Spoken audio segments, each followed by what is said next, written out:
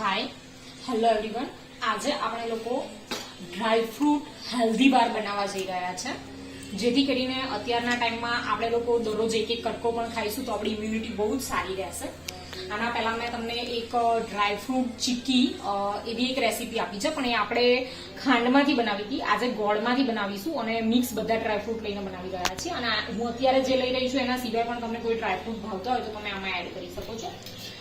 આપણે પહેલા આપણે જે કોઈ ડ્રાય ફ્રૂટ છે એને શેકી લઈશું, થોડું તે ઘી મૂકીને, ઘી કે બટર જે કંઈ પણ તમારે યુઝ કરવું હોય. 3 થી 4 મિનિટ સુધી આને આપણે મીડિયમ ગેસ પર શેકી લઈશું. તો 4 થી 5 મિનિટ સુધી આપણે એકદમ ધીમા તાપ પર આને ચલાવ્યા છે. રેડી છે. આને આપણે એક પ્લેટની અંદર કાઢીને ઠંડા થવા દઈશું થોડી વાર માટે.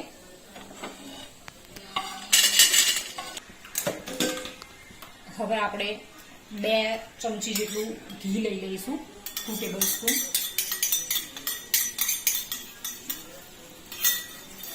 આમાં ગોળ એડ કરી દઈશું અને ગોળને મેલ્ટ થવા દઈશું, એટલે પીગળવા દઈશું આની અંદર બરાબર.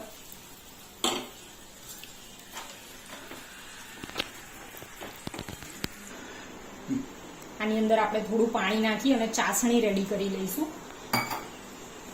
ચાસણી કેવા પ્રકારની, તો આ રીતે એક નાના બાઉલમાં કે ડીશમાં પાણી લઈને રાખવાનું, અને જ્યારે આ ચાસણી થઈ જશે એટલે એનો કલર એકદમ બ્રાઉન કલરનો, કથ્થાઈ કલર જેવો થઈ જશે, અને તમે આને ચમચીથી આની અંદર નાખી અને ચેક પણ કરી શકશો.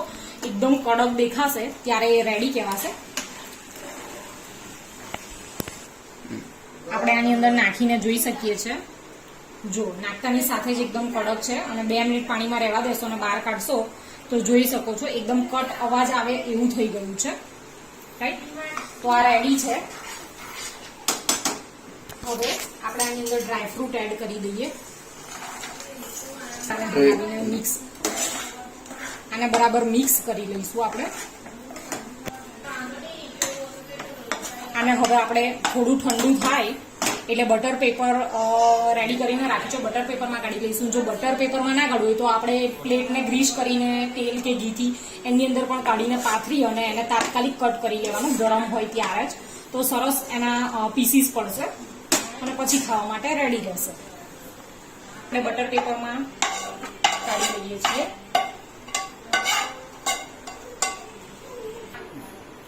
આમાં જરા ઉતાવળ રાખવી પડશે, ફટાફટ આને તમારે પાથરી દેવાનું છે, કોઈ પ્લેટને ગ્રીસ કરીને અથવા વાડકીને ગ્રીસ કરીને. આને જ્યારે એકદમ ગરમ હોય ત્યારે જ આપણે આના પીસ કરી લેવાના છે, નાના મોટા જે આપણી અનુકૂળતા હોય એ મુજબ.